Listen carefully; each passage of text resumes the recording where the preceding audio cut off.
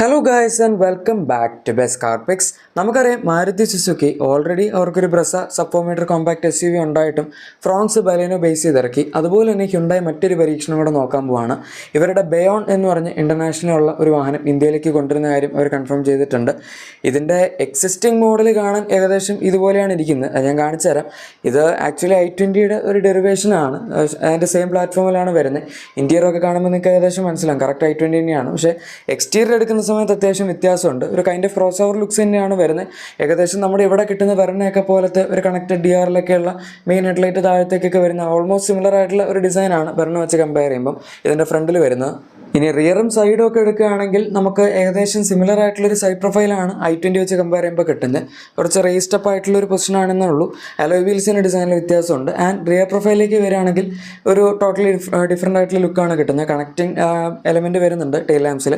അതുപോലെ തന്നെ ഒരു ചെറിയൊരു കർവൊക്കെ ഉള്ള ഒരു ടെയിൽ ലാംപ്സിൻ്റെ ഡിസൈനാണ് കൊടുത്തിരിക്കുന്നത്.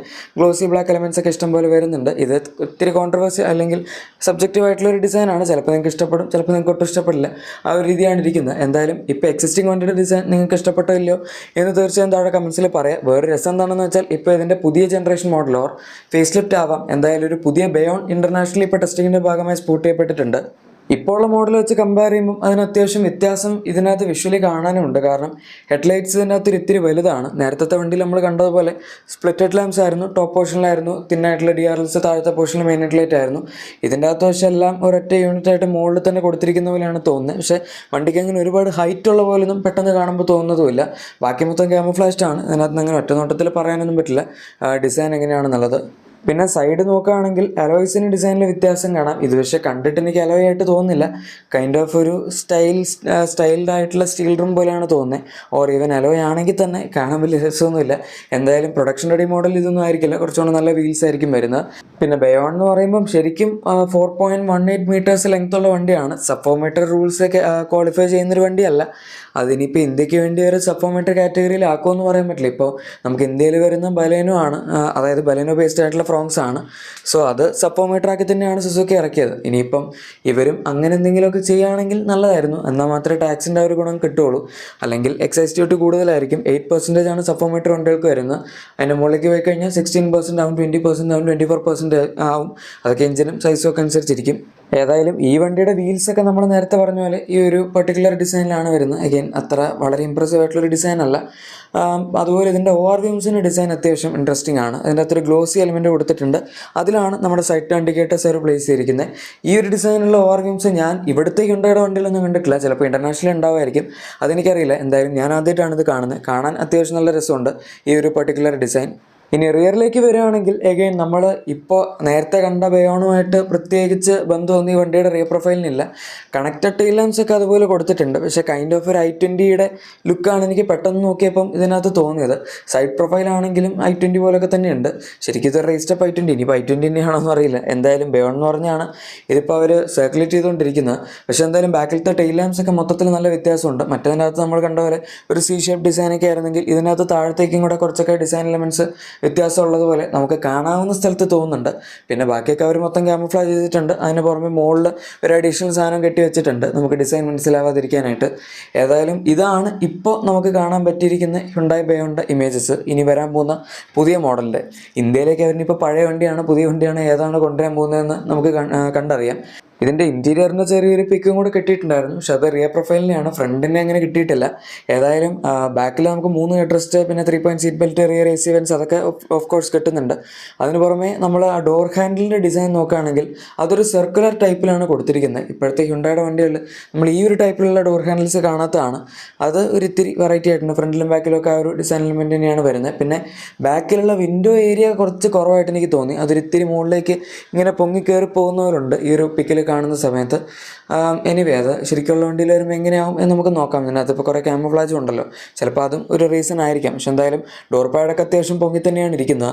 ഇനി ഞാൻ ഒറിജിനൽ ബയോണിൻ്റെ ഇൻറ്റീരിയർ കാണിച്ചു തരാം. അത് ഏകദേശം നമ്മുടെ i20 പോലെ തന്നെയാണ്. ഫീച്ചേഴ്സിലും ഒരു വ്യത്യാസമില്ല. നമുക്ക് i20യിൽ കിട്ടുന്ന സെയിം 10.5 ഇഞ്ച് ഇൻഫോർടൈൻമെൻറ്റ് സിസ്റ്റം കിട്ടുന്നുണ്ട്. ക്ലസ്റ്റർ വ്യത്യാസമുണ്ട്. നമുക്ക് ഇവിടെ കിട്ടുന്ന i20യിൽ അവർ 10.5 ഇഞ്ച് എന്നൊക്കെ പറയുമെങ്കിലും അതൊരു കൈൻഡ് ഓഫ് എന്താ പറയുന്നത്, ഇതുപോലത്തെ സ്ക്രീനല്ല. ഇതിപ്പോൾ നമുക്ക് ക്രെറ്റയിലും എൽക്കസാറിലൊക്കെ കിട്ടുന്ന സെയിം 10.25 ഇഞ്ചസിൻ്റെ ക്ലസ്റ്ററാണ് ബയോണിൽ അവർ ഇൻ്റർനാഷണലി കൊടുക്കുന്നത്. ഇവിടെ പക്ഷേ വ്യത്യാസമുണ്ട്, നമുക്ക് വ്യത്യസ്തമായിട്ടുള്ളൊരു ക്ലസ്റ്ററാണ് കിട്ടുന്നത്. എനിവേ ബാക്കി സാധനങ്ങൾ ഇപ്പോൾ എ സിയുടെ കൺട്രോൾ ആയാലും അല്ലെങ്കിൽ ബാക്കി ഡാഷ്ബോർഡിൻ്റെ ലേഔട്ട് ആസച്ച് എടുക്കുകയാണെങ്കിൽ തന്നെ എല്ലാം എക്സാക്ട്ലി സെയിം ആണ്. പ്രത്യേകിച്ച് ഒരു വ്യത്യാസവും അവർ കൊടുത്തിട്ടില്ല. അതായത് ഫ്രോങ്സ് പോലെ തന്നെ ഇപ്പോൾ ഇൻറ്റീരിയർ എടുക്കുകയായിരുന്നെങ്കിൽ അതിൻ്റെ അകത്ത് ആകെ ബലിനെ വെച്ച് കമ്പയർ ചെയ്യുമ്പോൾ കളർ തീമിൽ മാത്രമേ വ്യത്യാസം ഉണ്ടായിരുന്നുള്ളൂ. ബാക്കിയെല്ലാം സെയിം ആയിരുന്നു, ഫീച്ചേഴ്സും സെയിം ആയിരുന്നു. അവരൊന്നും അഡീഷണൽ ആയിട്ട് കൊടുക്കാനും പോയില്ല, ഡിസൈൻ അകത്തോട്ട് മാറ്റാനും പോയില്ല. അതുപോലെ തന്നെയാണ് ഈ വണ്ടിയുടെ കേസ്. പക്ഷെ എന്തായാലും നമ്മൾ നേരത്തെ കണ്ട വണ്ടിയുടെ ഇൻറ്റീരിയറിൽ റിയർ ഡിസൈനൊക്കെ ആണെങ്കിലും കുറച്ച് വ്യത്യാസം ഉണ്ടായിരുന്നു. ഡോർ ഹാൻഡിൽസിൻ്റെ ഡിസൈനൊക്കെ നിങ്ങൾക്ക് ഇവിടെ കാണാം, വ്യത്യാസമുണ്ട്. ഇതിനകത്ത് സർക്കുലർ അല്ല, ഒരു ഇത്തിരി കൂടെ റെക്ടാങ്കിൾ ടൈപ്പ് ഓഫ് ഡിസൈനിലാണ് വരുന്നത്. ആൻഡ് റിയർ പ്രൊഫൈൽ ആണെങ്കിലും ഇങ്ങനെയാണ് ഇരിക്കുന്നത്. ഈ വണ്ടിയിൽ പിന്നെ ഇൻ്റർനാഷണലി റിയർ എ സി ഒന്നും അവൈലബിൾ അല്ല. അതൊക്കെ എന്തായാലും ഇവർ ഇന്ത്യയിൽ കൊടുക്കും. കുറേയൊക്കെ സാധനങ്ങൾ അവർ പുറത്ത് കൊടുക്കുന്ന ഇവിടെ കൊടുക്കുന്ന വ്യത്യാസമുണ്ട്. ഈ വണ്ടി പിന്നെ ഏഷ്യൻ, യൂറോപ്യൻ അങ്ങനത്തെ പല മാർക്കറ്റുകളിൽ അവർ വിൽക്കുന്നുണ്ട്. മെയിനായിട്ട് അവർ യൂറോപ്യൻ മാർക്കറ്റിന് വേണ്ടി തന്നെയാണ് ഈ വണ്ടി ഇറക്കിയത്. ആൻഡ് ഇപ്പോൾ നിങ്ങൾ കണ്ടുകൊണ്ടിരിക്കുന്ന ഈ വണ്ടി ഇറങ്ങിയിട്ട് ഒരുപാട് കാലമായി. ഇത് ഏകദേശം 2021, 2022 ആ ഒരു സമയങ്ങളിലാണ് പുറത്തിറങ്ങി തുടങ്ങിയത്. 2021 യൂറോപ്പിൽ ഇറങ്ങിയത്. പിന്നെ ബാക്കി സ്ഥലങ്ങളിലേക്ക് ഏഷ്യൻ മാർക്കറ്റുകളിലേക്കൊക്കെ അവരിത് പതുക്കെ ഇറക്കാൻ തുടങ്ങി. എനിവേ അതിൻ്റെ ഒരു പുതിയ പതിപ്പാണ് ഇപ്പോൾ ടെസ്റ്റ് ചെയ്തുകൊണ്ടിരിക്കുന്നത്. അത് തന്നെയായിരിക്കും എന്തായാലും വരികയാണെങ്കിൽ ഇന്ത്യയിലേക്ക് വരുന്നത്. ആൻഡ് 2026 വരാൻ പോകുന്നത് എന്നും ഹ്യുണ്ടായി പറഞ്ഞിട്ടുണ്ട്. പിന്നെ 2030 26 പുതിയ വണ്ടികളാണ് ഹ്യുണ്ടായി ഇവിടെ ലോഞ്ച് ചെയ്യാൻ പോകുന്നത് എന്നും പറഞ്ഞിട്ടുണ്ട്. അവർ 26, 27, 28 ഇറക്കാൻ പോകുന്ന ഒരു 5-6 വാഹനങ്ങൾ ഏതൊക്കെയാണ് എന്നുള്ളതൊക്കെ പറഞ്ഞിട്ടുണ്ടായിരുന്നു. വേണമെങ്കിൽ നമുക്ക് അതിൻ്റെ അകത്ത് സ്പെസിഫിക് ആയിട്ട് ഒരു ഡീറ്റെയിൽഡ് വീഡിയോ ചെയ്യാം. അപ്പോൾ നിങ്ങൾക്ക് ഏകദേശം ഐഡിയ കിട്ടും. കുറേ വണ്ടികളുണ്ട്, ചില വണ്ടികളുടെ ഫേസ് ലിഫ്റ്റ്, ചില പുതിയ വണ്ടികൾ അങ്ങനെയൊക്കെ ആയിട്ട്. അതുപോലെ ഒരു പുതിയ എഞ്ചിനും വരുന്നുണ്ട്. ഇപ്പോൾ നമുക്ക് അവരുടെ 1 ലിറ്റർ ടർബോ പെട്രോൾ എഞ്ചിനാണ് കിട്ടുന്നത്, 3 സിലിണ്ടറാണ്. ഇനി അതിന് പകരം അവരൊരു 1.2 ലിറ്റർ ടർബോ പെട്രോൾ എഞ്ചിൻ ഇപ്പോൾ ഡെവലപ്പ് ചെയ്തുകൊണ്ടിരിക്കുകയാണ് എന്നാണ് പറയുന്നത്. പക്ഷേ അത് 4 സിലിണ്ടർ ആയിരിക്കും. അതായത് ഏകദേശം നമ്മൾ പണ്ട് ഒരു 1.4 TGD ഒഴിവാക്കിയിട്ട് 1.5 TGD കൊണ്ടുവന്നല്ലോ.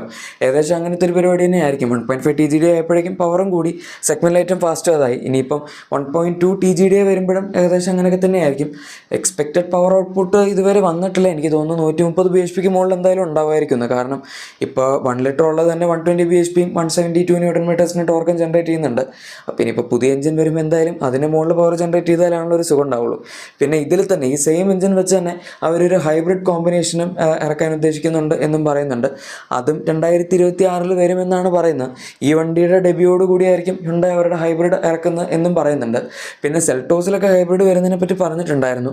അത് ഈ 1.2 ലിറ്റർ എഞ്ചിൻ വെച്ച് വരുന്ന ഹൈബ്രിഡ് ആണോ എന്നറിയില്ല. എന്തായാലും ഇത് ജസ്റ്റ് ഒരു റേഞ്ച് എക്സ്റ്റൻഡർ മോഡൽ പോലെ ആയിരിക്കും. കാരണം 1.2 എന്ന് പറയുമ്പോൾ അതിൻ്റെ അകത്ത് നമുക്ക് അങ്ങനെ ഒരുപാട് പവറൊന്നും എക്സ്പെക്ട് ചെയ്യാൻ പറ്റില്ല. ഇപ്പോൾ ഇവിടെ നമുക്ക് കിട്ടുന്ന മിക്ക ഹൈബ്രിഡും 1.5 ആണ്. ഈവൻ ഹൈറൈഡർ, അതുപോലെ നമ്മുടെ ഗ്രാൻഡ് വിറ്റാര, സിറ്റി, ഇതെല്ലാം 1.5 ഹൈബ്രിഡുകളാണ് വരുന്നത്. അതിന് മുകളിലേക്ക് പോകുകയാണെങ്കിൽ 2 ലിറ്റർ ഹൈബ്രിഡ് എഞ്ചിനുള്ള വാഹനങ്ങളാണ് കിട്ടുന്നത്. എനിവേ നമുക്ക് നോക്കാം. ഇതിനകത്ത് 1 ലിറ്റർ എഞ്ചിനും ചിലപ്പോൾ ഒരു ബേസ് ലൈനിലായിട്ട് കൊടുത്തേക്കാം, ഹൈബ്രിഡും കൊടുത്തേക്കാം. നിങ്ങളുടെ എക്സിസ്റ്റിംഗ് വാഹനത്തിന് എന്തെങ്കിലും ആക്സസറീസോ ക്ലീനിങ് പ്രൊഡക്ട്സോ ഒക്കെ വേണമെങ്കിൽ നമ്മുടെ ഡിസ്ക്രിപ്ഷൻ അല്ലെങ്കിൽ പ്രൊഡക്ട്സ് ടാഗ് തീർച്ചയായും ചെക്കൗട്ട് ചെയ്യുക. വീഡിയോ ഇഷ്ടപ്പെട്ടെങ്കിൽ ലൈക്കും സബ്സ്ക്രൈബും ഷെയറും കൂടെ ചെയ്തേക്കാം. നമുക്ക് മറ്റൊരു വീഡിയോയിൽ കാണാം. Thank you for watching my video and good bye.